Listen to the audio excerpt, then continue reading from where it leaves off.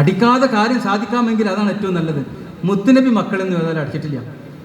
വലക്കും ഫി റസൂലില്ലാഹി ഉസ്വ ഹസന, നിങ്ങൾക്ക് അള്ളാഹുവിൻ്റെ റസൂലിൽ നല്ല മാതൃകയുണ്ട്. മുത്തുനബി സല്ലല്ലാഹു അലൈഹി വസല്ലം മക്കളെ ആരെയും അടിച്ചിട്ടില്ല. നന്നായി കൊഞ്ചിച്ചിട്ടുണ്ട്, നന്നായി സ്നേഹിച്ചിട്ടുണ്ട്, ആനയായിട്ട് നടന്നിട്ടുണ്ട്.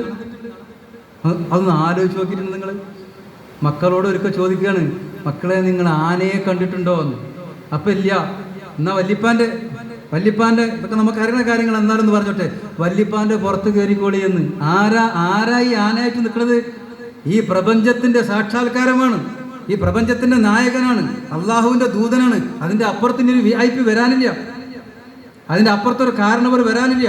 ആ ആള് ജസീറത്തുൽ അറബിൻ്റെ മണൽപ്പരപ്പിലൂടെ മുട്ടിലഴഞ്ഞിട്ട് മക്കളെ കളിപ്പിക്കുന്നു എന്ന് പറയുമ്പോൾ ഉമ്മ വെക്കുമ്പോൾ വേറെ നിങ്ങൾ മക്കൾക്ക് ഉമ്മ കൊടുക്കുമോ എന്ന് വേറൊരു സഹോദരൻ, അറബിയായ സഹോദരൻ ചോദിക്കുക, ഒരു സഹാബി ചോദിക്കുക, നിങ്ങൾ മക്കളൊക്കെ ഉമ്മ വെക്കുമെന്ന്. കാരണം എന്താണ്? അന്നും പിന്നെ കുറച്ച് പഴയ കാലത്തൊക്കെ അതോറിറ്റേറിയൻ പാരന്റിങ്ങിൻ്റെ ഒരു ശൈലികാലത്താണ്. മക്കൾ എന്നൊക്കെ പറഞ്ഞാൽ വരമ്പി നിൽക്കണം എന്നുള്ളതാണ്. അപ്പം നിങ്ങൾ മക്കൾക്ക് ഉമ്മയൊക്കെ കൊടുക്കുമെന്ന്. ഞാൻ ഉമ്മയൊക്കെ കൊടുക്കുമല്ലോ, എനിക്ക് 10 കുട്ടികളുണ്ട്, ഒറ്റൊന്നും ഇതുവരെ ഞാൻ ഉമ്മ കൊടുത്തിട്ടില്ല എന്ന് ആ സഹാബി. നിന്റെ മനസ്സിൽ അള്ളാഹു റഹ്മത്ത് തരാത്തിന് ഞാനിപ്പോൾ എന്താ കാട്ടണമെന്ന് അള്ളാഹുവിൻ്റെ റസൂൽ സല്ലല്ലാഹു അലൈഹി വസല്ലം. അപ്പോൾ അള്ളാഹുവിൻ്റെ റസൂലിനാകാമെങ്കിൽ നമുക്കും ആകാം. എന്നാൽ ഇവിടെ ഇരിക്കുന്ന മിക്കവാറും ആൾക്കാർ വല്യപ്പന്മാരും കൂടി ആയിരിക്കുമല്ലോ. നമ്മളെ വീട്ടുമുറ്റത്ത് വേണ്ട ആരും കാണണ്ട. അള്ളാഹുവിൻ്റെ റസൂൽ വീട്ടുമുറ്റത്ത് നാട്ടുകാർ കാണുകയാണ് ചെയ്തത്. നമ്മൾ വീടിൻ്റെ ഉള്ളിൽ നമ്മളെ പേരക്കുട്ടിനെ പുറത്ത് വെച്ചിട്ട് ഒരാനയായിട്ട് നടക്കാനുള്ള മനസ്സ് നമ്മുടെ ഉള്ളിൽ എവിടെയെങ്കിലും ഒളിഞ്ഞു കിടപ്പുണ്ടോ എന്നൊന്ന് തപ്പി നോക്കി. എന്നിട്ട് എപ്പോഴെങ്കിലുമൊക്കെ കുട്ടികൾ ആ വിധത്തിൽ മുട്ടുകുത്തി നടന്നില്ലെങ്കിൽ ആ വിധത്തിൽ അടുത്ത് നിന്നുകൊണ്ട് ഒന്ന് പെരുമാറി നോക്കി.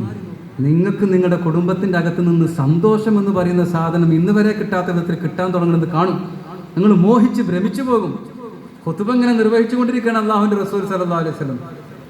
ഹസൻ ഹുസൈൻ എന്ന് പേരുള്ള ഫാത്തിമാബീൻ്റെ 2 കുട്ടികൾ അഥവാ പേരക്കുട്ടികൾ, റസൂലുള്ളാഹിൻ്റെ പേരക്കുട്ടികൾ പള്ളിയുടെ വാതിലിൻ്റെ അടുത്ത് ഇങ്ങനെ പ്രത്യക്ഷപ്പെട്ടു.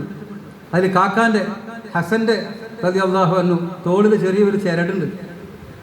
മണലാണ്, ഇന്നത്തെ പോലെ മാർബോണേറ്റൊന്നുമല്ലോ. ഈ ചരട് തോളിലിട്ടുകൊണ്ട് ഇങ്ങനെ നടന്നു വരുന്ന സമയത്ത് കാക്ക അവിടെ തടഞ്ഞു വീണു.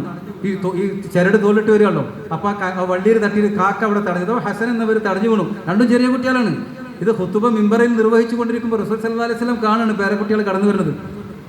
കാക്ക തടഞ്ഞു വീണപ്പോൾ അനിയൻകുട്ടി ഹുസൈൻ ഉണ്ടല്ലോ, ആ പൈതൽ, അത് ഈ കുട്ടീനെ ഇങ്ങനെ എഴുന്നേൽപ്പിച്ചു. എന്നിട്ട് കാലിൻ്റെ മുട്ടിലെ മണലൊക്കെ ഇങ്ങനെ തട്ടിക്കൊടുക്കുകയാണ്. നല്ല സ്നേഹപരിചരണം. ഇത് കണ്ടപ്പോൾ സ്നേഹത്തിൻ്റെ നിധികുംഭം മുഹമ്മദ് റസൂലിന് നിയന്ത്രണം വിട്ടുപോയി സല്ലല്ലാഹു അലൈഹി വസല്ലം. മിമ്പറിന്ന് ഖുതുബക്ക് അവസാനിപ്പിച്ചിട്ട് ആ കുട്ടികളെടുത്ത് കണ്ട് ഓടിപ്പോയിട്ട് 2 ആളെയും ചേർത്ത് പിടിച്ചു.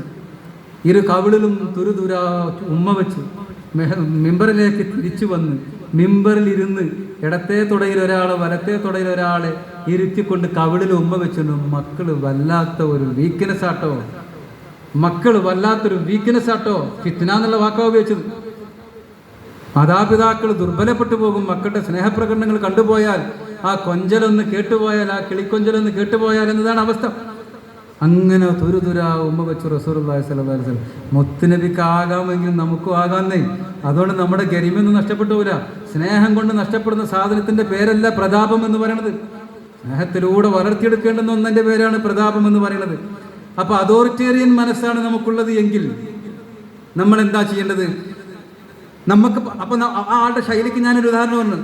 രാത്രി 9 മണിക്ക് അല്ലെങ്കിൽ 10 മണിക്ക് കിടക്കണം എന്ന് പറഞ്ഞാൽ കിടക്കണം എന്ന് ആക്രോശിക്കുന്നതിന് പകരം എന്നാൽ പിന്നെ 10 മണിക്ക് കുട്ടിനെ കിടത്തണ്ടേ? ഞാൻ അതോറിറ്റേറിയൻ അല്ല, കുട്ടി വേണമെങ്കിൽ കിടന്നോട്ടെ എന്ന് പറഞ്ഞാൽ അയാൾ പെർമിസീവായി മാറും. അതല്ലല്ലോ വേണ്ടത്. അപ്പോൾ അങ്ങനെയുള്ള ആളുകൾ ചെയ്യേണ്ടത് കാര്യം സൗമ്യമായി പറയുകയും അതിൻ്റെ കാരണം ബോധ്യപ്പെടുത്തുകയും ചെയ്യാം. മോനെ 10 മണിക്ക് കിടക്കണം എന്ന് പറഞ്ഞ് എന്തുകൊണ്ടാണെന്നറിയോ? നേരം വെളുത്ത് മദ്രസക്ക് പോകണ്ടേ, സ്കൂളിൽ പോകണ്ടേ, നല്ല ചുറുചുറുക്കുള്ളവനാവണ്ടേ, ഉന്മേഷവാനാവണ്ടേ, പഠിച്ചതൊക്കെ ഓർമ്മയിൽ നിൽക്കണ്ടേ, നല്ല സ്മാർട്ടായിട്ട് ക്ലാസ്സിൽ പെർഫോം ചെയ്യാൻ പറ്റണ്ടേ. അതിന് ഉറക്കം വളരെ അത്യാവശ്യമാണ്. ഉറക്കനെ കുറിച്ച് പറഞ്ഞു കൊടുക്കുക. അതുകൊണ്ട് എൻ്റെ കുട്ടി നേരത്തെ ഉറങ്ങണട്ടോ. ഒരു ഉദാഹരണമാണ്. ഇങ്ങനെ ഏത് കാര്യം പറയുകയാണെങ്കിലും അത് പറയുന്നതിന് നമ്മളെ പ്രേരിപ്പിച്ചൊരു കാര്യം ഉണ്ടാവും. പറയുന്നതിന് പ്രേരിപ്പിച്ച ഘടകം ഓനിപ്പോൾ ഉറങ്ങണമെന്ന് എനിക്ക് തോന്നി, അതുകൊണ്ട് ഉറങ്ങണം. അതല്ലല്ലോ ഒരിക്കലും അതല്ല. അന്ന് ഞാൻ പറഞ്ഞാണ്ട് കേട്ടാൽ മതി, അതൊരിക്കലും അല്ലല്ലോ. കുട്ടിയോട് അതോറിറ്റേറിയൻ ആയിട്ടുള്ള ഒരു മാതാവും പിതാവും പറയുകയാണെങ്കിലും അവർ നല്ലതുദ്ദേശിച്ച് പറയുന്നുണ്ടാവുള്ളൂ. ആ നന്മ ഉൾക്കൊള്ളാൻ കുട്ടിക്ക് കൂടി അവസരം കൊടുക്കണമെന്നാണ് അതിനുള്ളൊരു പരിഹാരമായിട്ട് പറയുന്നത്. രണ്ടാമത്തത്, കുട്ടി എന്തെങ്കിലും അവരോട് നമ്മൾ ആവശ്യപ്പെടുമ്പോൾ തിരിച്ച് അതങ്ങനല്ല, എനിക്കിപ്പോൾ അസൗകര്യമുണ്ട് എന്ന് അറിയിക്കുകയാണെങ്കിൽ, അല്ലെങ്കിൽ കുട്ടി ഒരു തെറ്റ് ചെയ്തു എന്ന് നമുക്ക് തോന്നുമ്പോൾ അവനെ ശിക്ഷിക്കാൻ ഒരുങ്ങുകയാണെങ്കിൽ, ശിക്ഷിക്കണോ വേണ്ടെന്ന് പറ്റെങ്കിൽ ഞാൻ പറയാം, ശിക്ഷിക്കാൻ ഒരുങ്ങുകയാണെങ്കിൽ അല്ലെങ്കിൽ ശാസിക്കാൻ ഒരുങ്ങുകയാണെങ്കിൽ ആ സമയത്ത് അവനെ നമ്മൾ കേൾക്കണം, ആ കുട്ടിയെ കേൾക്കണം.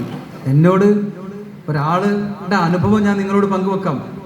ഈ ആള് നാട്ടിൽ പള്ളി ദർസിൽ പഠിക്കുന്ന കാലം, ഇവിടെ ഒക്കെ ഉണ്ടാവുമല്ലോ അങ്ങനെയല്ലേ, നാട്ടുകാർക്കൊരു ദർസ്, വലിയ ദർസുണ്ടാകും, വലിയ ഉസ്താദുമാരൊക്കെ ഉണ്ടാവും. പഴയ കാലത്ത് ഏതായാലും ഉണ്ടായിരുന്നു. നാട്ടിലെ കുട്ടികൾക്ക് വേണ്ടി ഇശാമരുവിൻ്റെ ഇടയിൽ ഒരു ദർസ് ഉണ്ടാവും, നാട്ടുകാരുടെ ദർസ് എന്നാണ് അതിന് പറയാം. അങ്ങനെ നാട്ടുകാരുടെ ദർസിൽ പഠിക്കുന്ന ഒരു കുട്ടിയുടെ അനുഭവമാണ്. ഈ നാട്ടുകാരുടെ ദർസിലെ കുട്ടികൾക്ക് സാധാരണ മറ്റു മുത്താലിമീങ്ങളുടെ അത്ര അച്ചടക്കം ഉണ്ടാവില്ല.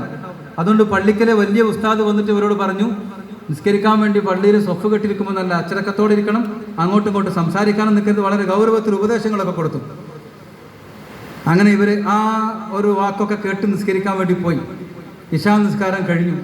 ഈ പറയുന്ന കുട്ടിയുടെ തൊട്ടടുത്തുള്ള ഒരു സുബൈറിന് തൽക്കാലം പേരില്ല, സുബൈറിൻ്റെ അടുത്തിരിക്കുന്ന രണ്ട് കുട്ടികൾ, ആ രണ്ട് കുട്ടികൾ ഇശാ നമസ്കാരം കഴിഞ്ഞ് എല്ലാവരും ദിക്റിൽ മുഴുകിയിരിക്കുന്ന സമയത്ത് ഇവർ രണ്ടാളും അന്നത്തെ പ്രസിദ്ധമായ ഒരു പാട്ടിൻ്റെ ഈരടി ഇങ്ങനെ പാടാൻ തുടങ്ങി.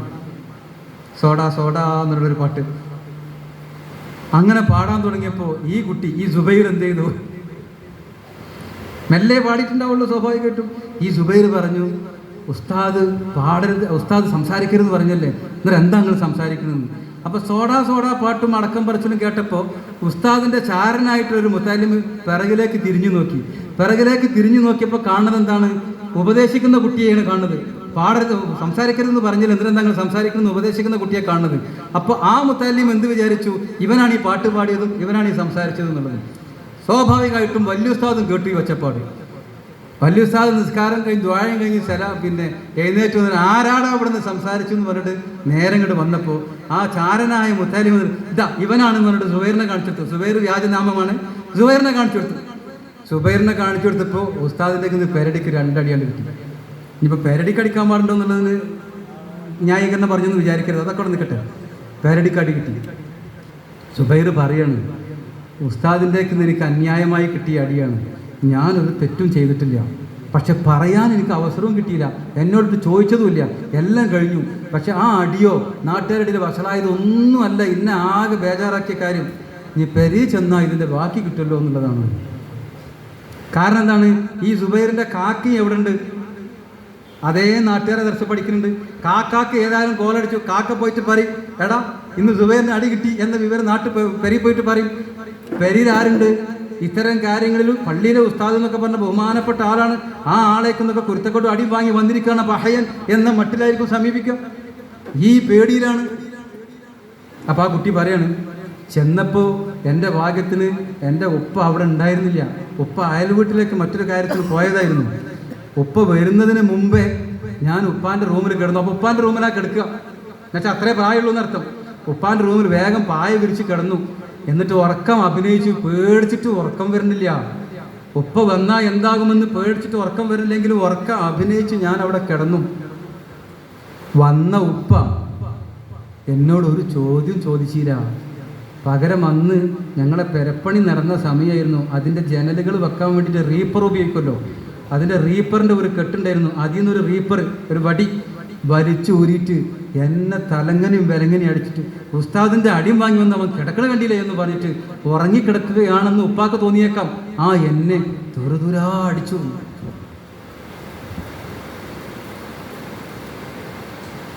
പരിശുദ്ധമായ ഉദ്ദേശമാണ് പിതാവിനുള്ളത്.